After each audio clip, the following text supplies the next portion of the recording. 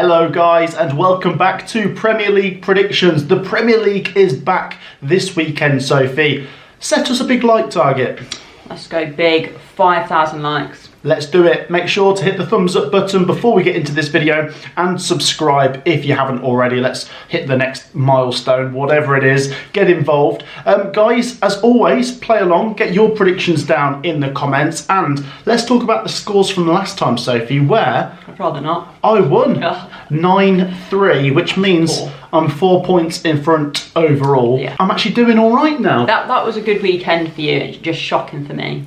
Well, it's the way it goes sometimes, I'm afraid, Sophie. Yeah. Let's get into this week's predictions. And like I say, play along, get your predictions down in the comments. Sophie, we start with Arsenal versus Nottingham Forest. Sophie, probably the biggest surprise before the international break was Nottingham Forest losing 3-0 at home to West Ham. Yeah. I predicted they'd win 3-0. Yeah, well, that's not even that surprising that you'd predicted that, because you'd expect Forest at home to be beating West Ham, but absolute capitulation, and they made West Ham look good, which was really weird. They did. Of course, the Europa League is starting soon, which I'm looking forward to seeing how Forest do. In terms of their transfer activity, they brought through Zinchenko, they brought through Bakwa, and I am just going to quickly dive in with a disclaimer to say that the video myself and Sophie recorded was on Monday, and then on Tuesday, Nottingham Forest changed the manager with Nuno going out and Ange Postecoglou coming in. Now, as far as our predictions are concerned, we will stick with the ones we did on Monday, but I do expect the game to be more open now, and I'm curious to see how Ange gets on in his first couple of games at Forest. They're going from a pragmatic style to table football under Ange Postecoglou. Now, I did do a reaction video on the news that broke yesterday, so feel free to check that out, but let's go back to the predictions as we touch on Arsenal. Now, Arsenal, Sophie, just before the international break, they lost 1-0 to Liverpool, which I predicted, and I had so many Arsenal fans in the comments Giving you stick. Giving me stick, and I was right. Yeah. That's all I'm going to say. Who's laughing now? However, I am going to back Arsenal this time. I just think if Arsenal are going to be in the title race, they have to go back to winning ways straight away. I'm going to go Arsenal 2, Forest 1. I think Arsenal will win it. Maybe Gyökeres will score, but I think Forest will come and they'll make a game of it. So there's one thing I'm fairly confident about in this game is Arsenal keeping a clean sheet. Okay. I do fancy them to get a clean sheet. I think I'd seen that Saliba might be out injured, so that is a bit of a miss, but I think having Raya in goal, it took a moment of class to beat him against Liverpool. Other than that, it was absolutely solid, and he's a very, very solid goalkeeper. So 2-0 for me. I do think they'll get a clean sheet, and I do fancy them to get the win. So yeah, 2-0 Arsenal. Yeah, 2-0 and 2-1. Yeah, we're both backing Arsenal here, but like I say, I'm excited to see how Forest do in the Europa League. As for Arsenal, they're in the Champions League next week, Sophie. They take on Athletic Club, and it gives me a chance to say the Champions League predictions return on Sunday night, so look out for those. Sophie, we move on to Bournemouth versus Brighton. Two of the golden children of the Premier League, aren't they, Sophie, for how to run a football club. Yes. I mean, Brighton, this transfer window, once again, they made incredible profits, didn't they? I mean, they're just so well run, aren't they? Yeah, well, that's the thing. You often think, oh, but they're getting rid of these really good players, but they get good fees for them, and then their recruitment is just second to none, really, isn't it? They managed to just find some stars, turn them into massive profits, ship them off to Chelsea more often than not. And on top of that, they still keep a good enough team to beat the likes of Man City before the international break. Great result. Great result. Now, Bournemouth, Sophie, they have seen quite a few players going out this transfer window, but they have just brought in Jimenez and Mirel Savovic to bolster their defensive line. I think this might be a draw, but you are up first. It's really tricky because Brighton, they've just put in a really, really good performance against Man City, and I feel like I should reward them for that. But Bournemouth have just won away at Tottenham. I know, but Bournemouth can do that. Oh, then you can say, oh, Brighton can as well. It's really hard. I was half tempted to say a draw. Who's at home? Bournemouth. All right, draw. Yeah, 2-2. Okay, that's fair enough. I'm going 1-1. Oh, okay. I can't see a winner. To be honest, no, I could. No, do you know what? It was at Brighton. Let me say that again. I can see a winner. I just don't want to pick a winner. Yeah. Because I respect both of them. Yeah. I don't really want to back either of them to lose. But what I will say is, if one of them does win, I think it'll only be by 1 goal. Yeah. I think it's going to be a close game. Two very good teams. Do share your thoughts down below. Next up, Sophie, Crystal Palace take on Sunderland. Two teams that have really impressed me so far this season. Now, Palace, Sophie, they haven't lost a game in any competition yet. They won the Community Shield. They've qualified for the Conference League by winning their couple of playoff games. They drew with Chelsea 0-0. They drew with Forest 1-1 in the Premier League. And then they've just gone to Villa and won 3-0. Now, yes, they've lost Eze. That's a big blow. But they managed to hang on to Guéhi, even though it looked like he was going to go. Thanks to Glasner's meltdown, yeah. They've still got Mateta. They've still got quality. But I tell you what, Sunderland, they had a fantastic transfer window. They went out and they went for it. And I think they've given themselves every chance. Best chance they could have, yeah. Of staying up. And of course, before the season started, you backed them to stay up. I didn't. Right now, I think I'm coming to your side. But it is still early days. It is. And as much as I think Sunderland have been good, and I like them at home, I think away at Palace, I just don't think Sunderland are going to get anything. I'm going to go Palace 2, Sunderland 1. 1-0 Palace. So I'm going for the same deficit, but I do fancy them to get a clean sheet. I feel like you look at the teams on paper and the Premier League experience, I'd go for Crystal Palace, but I do think Sunderland are going to be in this game. The main thing for me is that it's being played at Selhurst Park.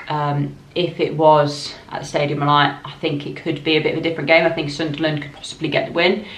However, I don't know, it's a tricky one going away to Crystal Palace. Like, even the top teams struggle, so 1-0 Palace. Yeah, and look, this isn't a slant at Sunderland. Palace are a good team. Yeah. And I did back Sunderland to win at home to Brentford just before the international break. And they're at home to Villa next week. And I could see them getting something there. Could. I think the bulk of their points will come at the Stadium of Light. We just touched on Villa, Sophie. They are up next as they go away to Everton in Jack Grealish derby.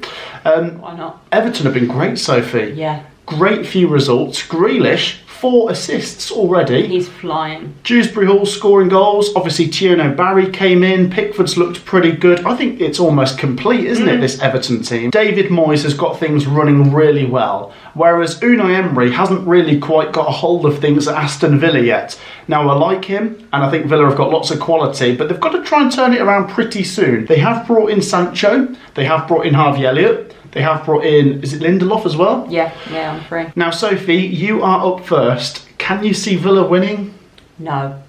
It's really tricky at the moment because watching Villa, it just seems that they're lacking a bit of a goal threat at the moment. Yeah, they've brought in Sancho on loan. Do I think he's going to do much? Not really. I think he's got a bit of an attitude issue. Harvey Elliott, I do think is a good signing, and Lindelof's all right. He was on a free and he's going to shore up the defence a little bit, but it's more the attacking that I'm a little bit concerned about. It just seems that Ollie Watkins and Rodgers, they don't seem to have that chemistry at the moment. It's really weird. Everton 2-0, because Everton are looking really, really good. Talking of chemistry, it just seems to have clicked at Everton. It all seems to be going well. They're at home again, and I think they're going to keep up their 100% home record. Is it too bold to say Everton could finish in the top 7? Personally, I wouldn't, but you can't rule that out, because if you can keep Grealish playing the way he's playing at the moment, he's just literally like keeping that team ticking. And as you mentioned, Dewsbury Hall as well, I think he's a great signing. They're pretty good at the back. I do like Pickford in goal. He's a pretty solid goalkeeper, so it is looking pretty good for them. I'm going to go 1-0 Everton. I do think Villa's first points are going to come pretty soon, but it's hard to go against Everton at the minute with the form they're in. So, yeah, I agree with you. We've got 2-0 Everton and 1-0. And, yeah, I mean, that would probably put Everton into the top 3 or 4 with that result. So, fair play. Sophie, next up we go down to the Cottage. Fulham versus Leeds United. Now, Leeds actually come into this game above Fulham in the table. Leeds have had a pretty solid start. 2 clean sheets out of 3. Now, they've only scored 1 goal, but they've got 4 points. Yes, they might have had a quiet end to the transfer window, but I'm not one to get on with this sort of alarm bells panic at the minute. I mean, I think Leeds have looked all right. They have got a couple of injuries, though. Yes, they could have maybe done a little bit more. But are we like, some people are making out as if they've got no chance, and I'm just like, no, they have got a chance. Yeah. I think this is going to be a difficult game because Fulham are going to be so desperate for that first win, and they could have got it at Chelsea if it wasn't for Josh King's disallowed goal, which I think is a terrible decision. Shocking. They've apologised for it since, but doesn't do anything now, does it? I said last week in a video, by the way, Sophie, there's nothing worse than when the referee actually got it right and VAR get it wrong. Yeah. I think there's too much power with VAR, to be honest. Or in fact, it was that they told him to have a look at it, but then it makes him think he's made a mistake, doesn't it? Yeah, and he could have looking at the screen gone no, I'll stick with my decision. But if his mates are in VAR saying we've already pulled this back, it's going past the playing football side, and it's just too much interference for me. Anyway, going back to football, I do think Fulham might win. If Leeds can get a goal, maybe they'll get out with something. I know they've only scored one so far, but maybe Nemecha is going to pop up with another goal, and I'm going to go 1-1.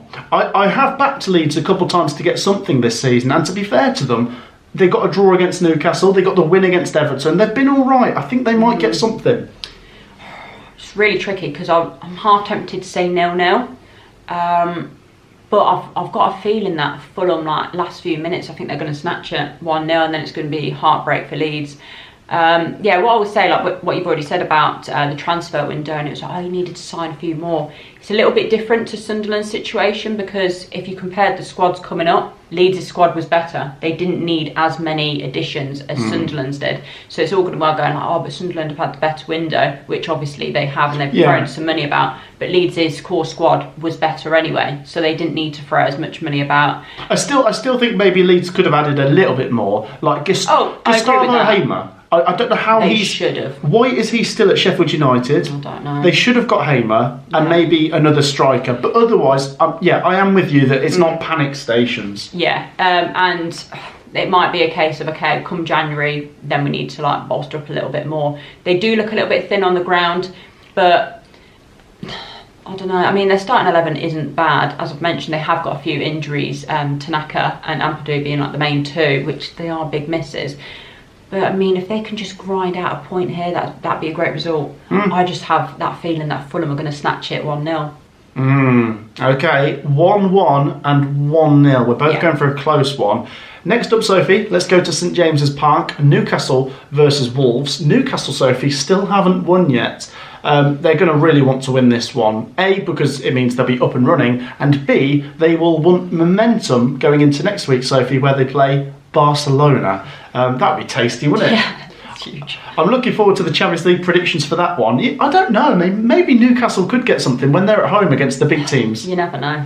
Anyway, in terms of transfer activity, Isak, of course, has gone. Yeah. Visa comes in. That's a decent signing. Wolves have added another option in Arokadere. I do think he could be decent. Good goals to game ratio at Genk. What are you saying, Sophie? 2-0.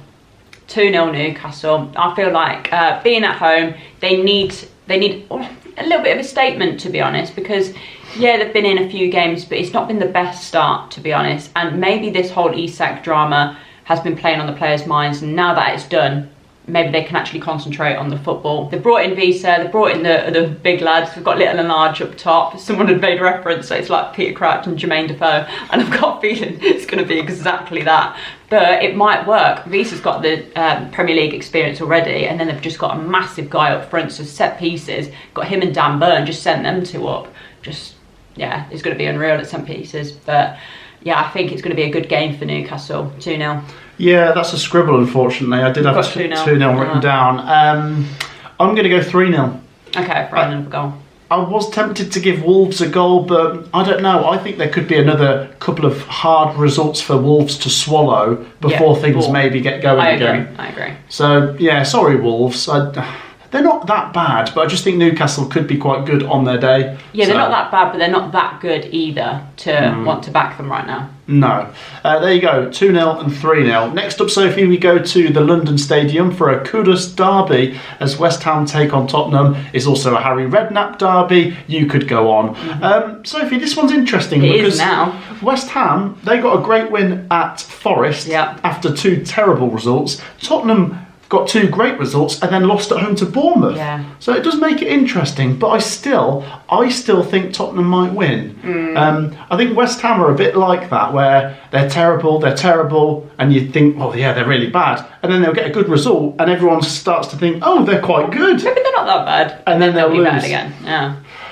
Let's go West Ham 1, Tottenham 2. I do think it could be a close game. I think West Ham have shown with Jared Bowen, with Paqueta, and hopefully if Callum Wilson stays fit, they've got loads of options to hurt teams. They've got quite a lot of attacking options. I still have question marks over them defensively, and that's where I think Tottenham might have a little bit of joy. Richarlison, Brennan Johnson. So I'm going to go 2-1 to Tottenham.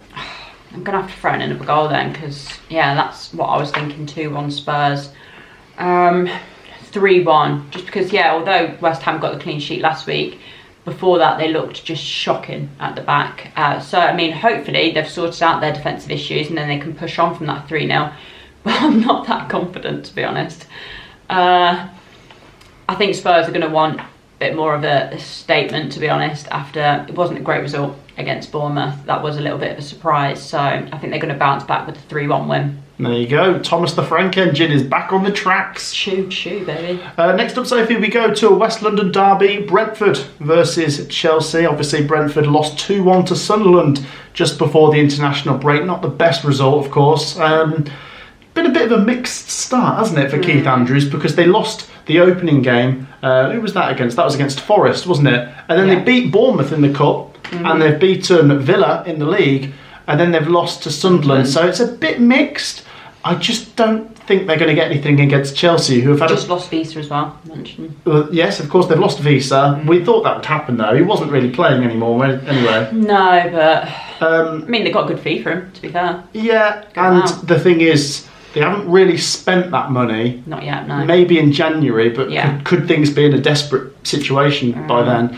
They brought in Reece Nelson, which is not really... I'm not inspired by that, to be honest. No, but I think Igor Thiago has got a couple of goals. He's up and running, so that's good. I just can't see past Chelsea, though. I think Chelsea have been pretty good so far. Chelsea go away to Bayern Munich, by the way, in the Champions League next week. There's some big games coming. Yeah. You're up first. What are you saying? 3-0 Chelsea. Oh. Yeah, I was half tempted to give Brentford a goal, to be honest, but I don't know, I feel like Chelsea need a clean sheet. Well, I don't know if they're going to get one with Sanchez in goal.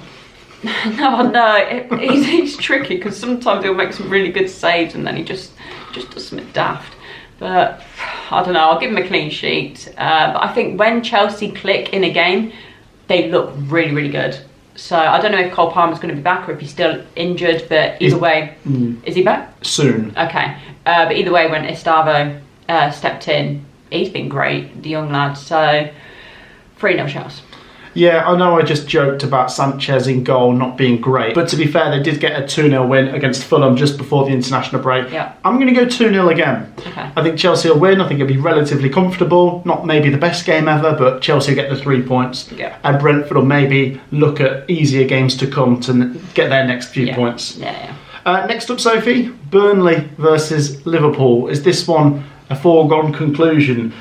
Sophie, Burnley, to be fair, Burnley... I'm not going to say that, you know. Burnley have been okay. Yeah. They lost 3-0 to Spurs, but they played all right.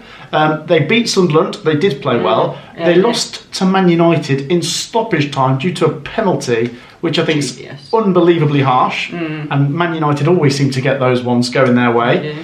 But I think Burnley have been encouraging. The thing is, I just can't see past Liverpool. Now, Liverpool have won 3 out of 3 so far.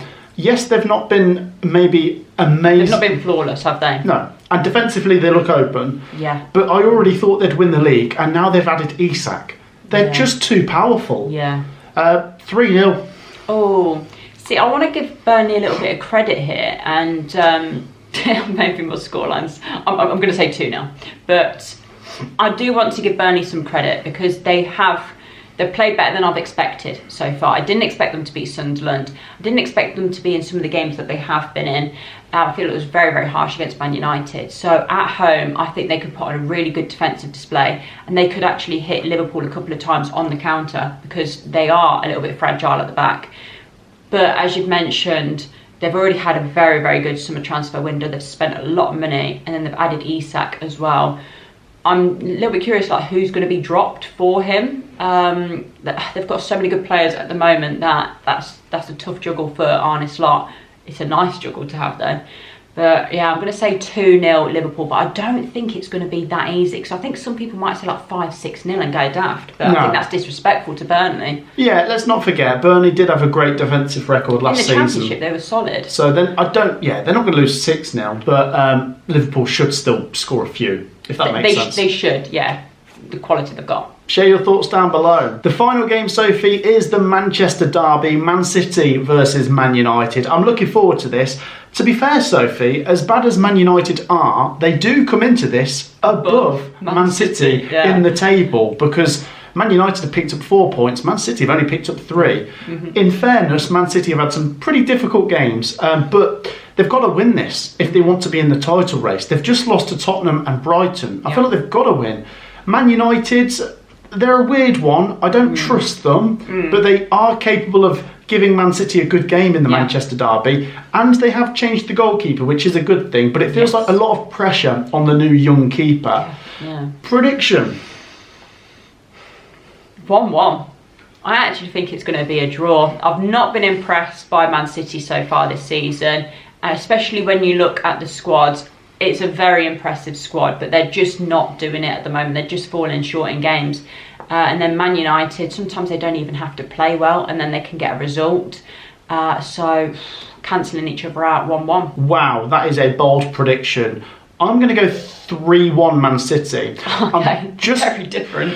Well, I could see 1-1 playing out if Man City are not functioning and Man United can get their game plan right. But Man United are just not playing very well at the minute. I think there's a lot of pressure on the new keeper. I think Bruno Fernandes hasn't really got the right attitude to lead this team to greatness. And if Man City can play like they did against Wolves on that opening day with Reinders, Cherki and Haaland all linking up, very different game. Yeah, I think they could win comfortably. So, yeah, slightly different. 3-1 and 1-1. There you go, guys. That wraps up the Premier League predictions for another week. Feel free to share your predictions down in the comments. Make sure to drop a like. It takes 2 seconds. Make sure you've hit the subscribe button. It also takes 2 seconds. Go on, get involved. Thank you for joining me, Sophie. Thank you. We will see you all in the next one. Take care, everyone. Peace out.